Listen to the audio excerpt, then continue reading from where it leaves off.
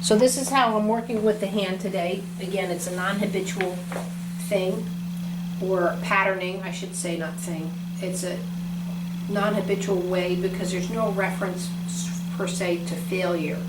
Whereas the hand below the shoulder, we have much more judgment over.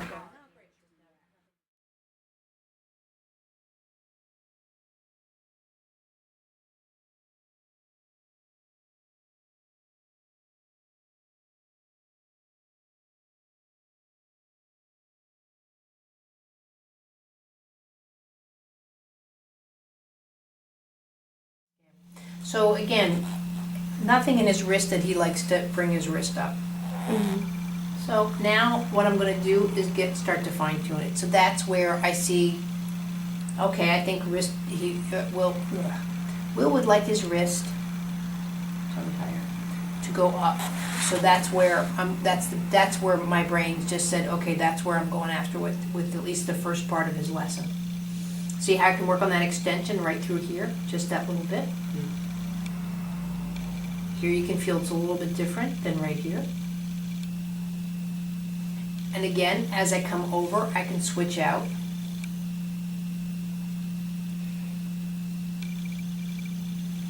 So it's more the thumb. So I'm going to go in here.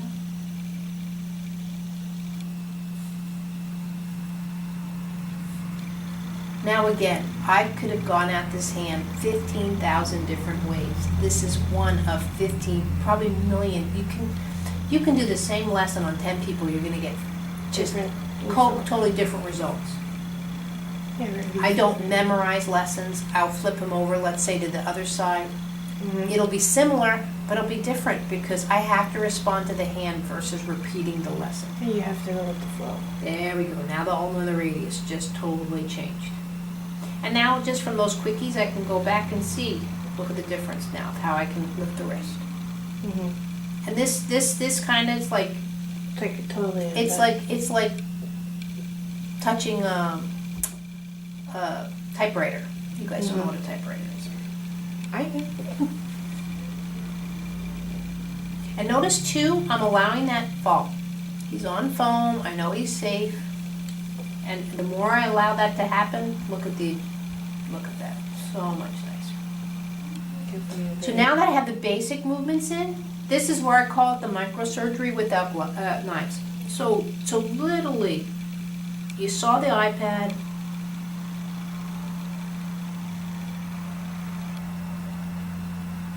I'm going into all this, not only the bones, but you saw the finites of the ligaments. So here what I'm doing on top of moving, just like the pelvis should do, I'm allowing the hand to start breathing. So I'm actually, with the fingers underneath, as I'm pushing in, I'm bringing the palm out. So I'm teaching the hand that it can spread. And spread means if I go to put my hand down or do something, my hand should reach the table and spread out versus just clunk down.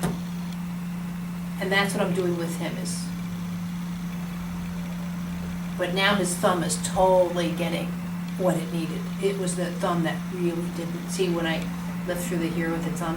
And now also lifting him just lightly off the table. See how I'm bringing his fingers down is also part of working on these small bones. I'm allowing his sensory process, in a sense, that reach of his fingers of hitting the table is getting feedback. So he's getting a lesson from here. That's just, quote, I'm using my props to my best ability, but I'm here.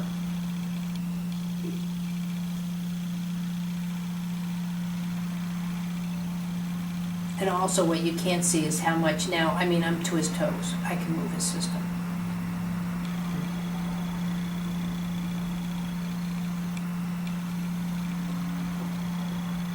So now what I'm going to do after all of this, just a tad here in the ulna of the radius. Just a tad. My fingers are underneath here, very similar like I do along the neck. There we go. Now go back to the hand. Did that make a difference? I could see movement even at the top of his shoulder. Like I said, you can see the feet too, but When you first started, that wasn't happening. It's like loosening everything up. what it is too, though, because of the props, too, that he's allowing his arm to just fall down.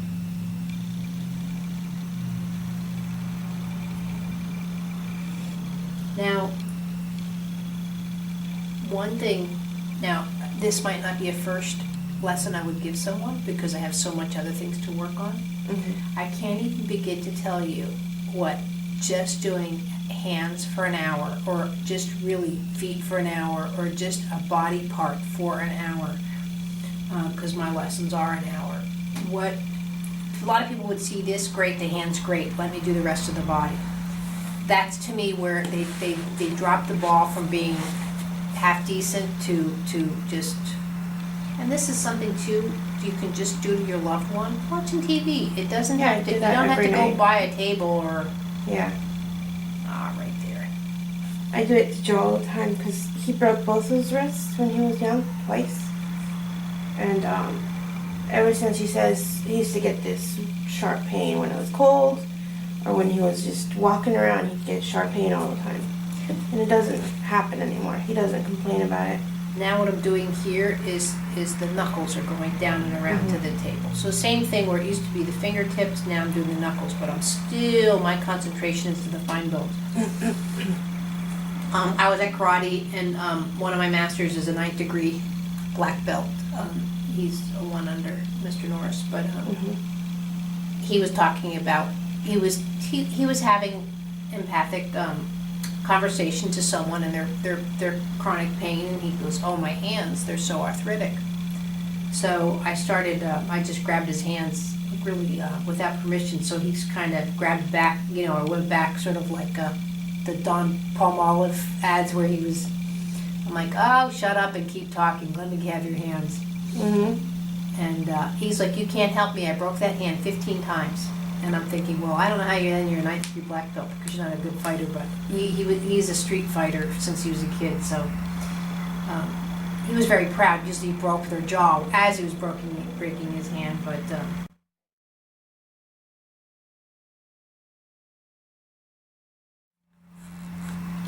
prior to him working on me, all he could do was do his hands like this. He could no longer do his hands flat together.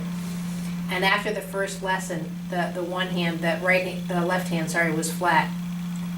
And the next night when I came to karate, he was like a little kid. He's showing me his hand and he'll start running to me. Where do you want me to sit? I'm like, oh, I guess I'm giving you a lesson. So, and the other hand had been broken, I think, 20 sometimes. So That's awesome. there we go. That's much. So see how even with the extension here, look at the ulnar, the radius, how they can articulate at different levels. So the extension is starting to come through the lower arm as well as the hand. Now at this point, I can get, again, more grandiose, and now I can start looking for the torque. So now I'm here, and I'm actually going to come into the first knuckle, and I'm just lightly torquing the hand.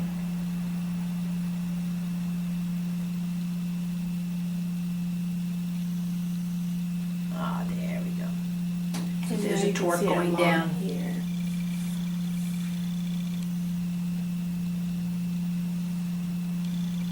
And also, I like to work the 4 fingers and then hit the thumb, but it's it's whatever's available. I was so excited. I had a little boy sleeping in his car seat still, so I'm like, oh, I worked the one foot for a half hour, go to work the other foot. I'm like, oh, I should be recording this because he's just out cold, and I was doing the artificial for him. Yeah, he woke up. So he had a half hour of his one foot quite nicely. So now here, I have an issue with the torque. So I'm bringing my thumb down. So you can work on somebody that's sleeping? Oh, absolutely. I had this guy, Bob. He had foot surgery, and I had to undo the pain of the surgery, which again, once you have surgery, especially to the foot, I don't know what they've done. I mean, Yeah. so I knew I had to undo the surgery in a sense. I swear he wasn't asleep before he even laid down, much less. So the first time he gets up, I don't feel any difference, and I'm thinking, I don't know how you felt any difference, you sound asleep. He came back. Same thing, fell sound asleep, slept for the whole hour. Don't notice much difference, left. Third time I finally was like, okay, Bob, anything? You're here 3 times. Oh, my foot's like, completely healed, you fixed it and stuff, and this is my last visit. But then he used to come for tune-ups, but, so he was my proof that, and I always used to work on Graham all the time, half, asleep or going to sleep. And Graham's biggest change when he was an infant, when Merrill Lee Platt was working on him, I was upset because he was sound asleep going into the lesson. I'm thinking, great, there goes my money. And she worked with him in the stroller, and his feet, he didn't have the Babinski right at 2.5. He still had the clenched toes, and the toes came out during the lesson and stuff, so he could turn around and walk heel toe. So it was it wasn't one of his most important, but I would say it was one of the most noticing effects that I saw from a lesson that. I remember when you guys came back from San Francisco, he grew. He looked like a new, different kid. I'm like, where's Graham? Because he went over there like this. And he was all straight up walking. I remember that. I'm like, wow. The wrist just popped just a tad. So now I'm going to go into the thumb and work on the torque. The thumb is quite interesting, especially when you have children with the delays, because what the thumb wants to do is to clench to the fist. The thumb, and again, it's a fine line, you don't want to stretch, but notice as I'm working with the thumb, I've just done all this wrist work. So now I can actually turn the hand and start bringing the thumb out. Now you'll see some people will be hyperextended, like my son. I can just bend that sucker back. It's not about the yoga pose. I'm looking for how the thumb is mobile around the wrist. And yes, this is what separates us from the chimpanzees, from the big boys, but having the mobile thumb. But you'll see kids that start to have delay, since they're not used to grabbing things, that the thumb will start doing odd shapes like this or like this, but it wants to stay in coordination, because again, they don't have a sense of gravity, so their hands don't go to the surface like that. And again, notice I'm not looking for that ultimate stretch, but I'm looking for the mobility, the articulation, all that, the organization, and how the thumb. Now at this point too, I can look back. Nice. Going this way, coming up is quite nice. Now this meaning, notice I can't get his hand in a 90-degree angle, so he would have a hard time crawling. He could do it probably, but you can see if I'm going to force here, see, so there's no way this is not at a right angle. So if I were to force him at this position without now working on the back, I would really be doing him a disservice. And also he would be doing it to himself if he was all of a sudden saying, because this is what guys like to do, oh yeah, I can get down on all fours, no problem. And they'll force the hand in the position. But I'm looking at it now, there's some work here that I need to do in between the ulna and the radius.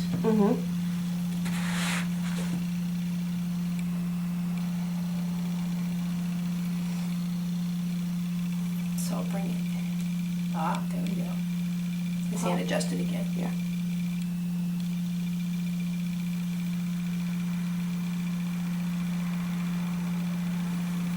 And I'm not expecting it, because the way I feel the tension through here, to get him in a 90-degree angle. So it's not a goal of mine per se right now. I'm just noticing it, and then that's where, if I have to work on him again, I need to go look at that kind of situation. I'm not expecting him to drop and do 50 push-ups, but anything that his brain is saying, I can't get off the ground. If I fall down, people don't look at that. They go, get up. People don't know how to get up. And this is one of the signs. So it might be just something like this, so he'll avoid going down and going up. He doesn't know it. He might, and I'm saying he might. I shouldn't say he will avoid, he might avoid it. Or he'll get up only through the left side, because maybe that hand is more available to do something like that.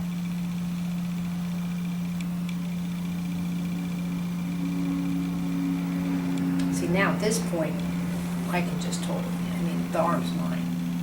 And I haven't worked on the arm. But that's a whole nother story. I'm still Yeah. just on the hand. And also, you know, here, remember when we started, just the lightness in the hand? And now, like, look at the whole arm. Wow. And again, my touch is just, I know this would be like playing with water Yeah. to me. You know, if water's just running through your hands and you're just, this is where my touch is. And again, I'm just doing this for quickness. Mhm. I'm still a mom, so in my head I'm going da-dum, da-dum, da-dum, da-dum. And But- this hand looks like it relaxed because before he has to. started, he had this finger right there. With the hand like Yeah. this, guaranteed his breathing's now changed, because if his breathing were still in a startle, then I couldn't do this. This is where you start learning about the function of the whole system. Even just the tension of his jaw, so clench your jaw. Yeah. I don't have the quickness. It's lost its whole circulatory, because I've messed with the gyro, so let the jaw go and see, and now it's there again, you know, and I have the quickness back. So, but when you look at obvious things, the jaw, the hands, but I can tell you now, even though I didn't do beforehand, if I just go behind this mastoid process and stuff, that the head is organized completely different on the skull, just based off of the changes in the hand. It just has to be. His sit bones are going to react differently. Because also, and again, I deal with the skeletal system, but you've dealt with such finite process in these little bones here, then every bone has to respond, because the little bones have responded. So that means I've definitely gotten to the big bones. Mhm.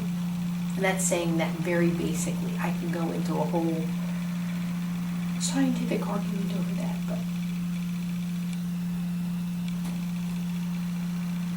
And so propping in this position is just very simple. I tried this. Now this would work just fine because this is after the lesson, but he actually was much more that I needed to do something like this. So I really took gravity away from the arm, so the hand would be more available in this position.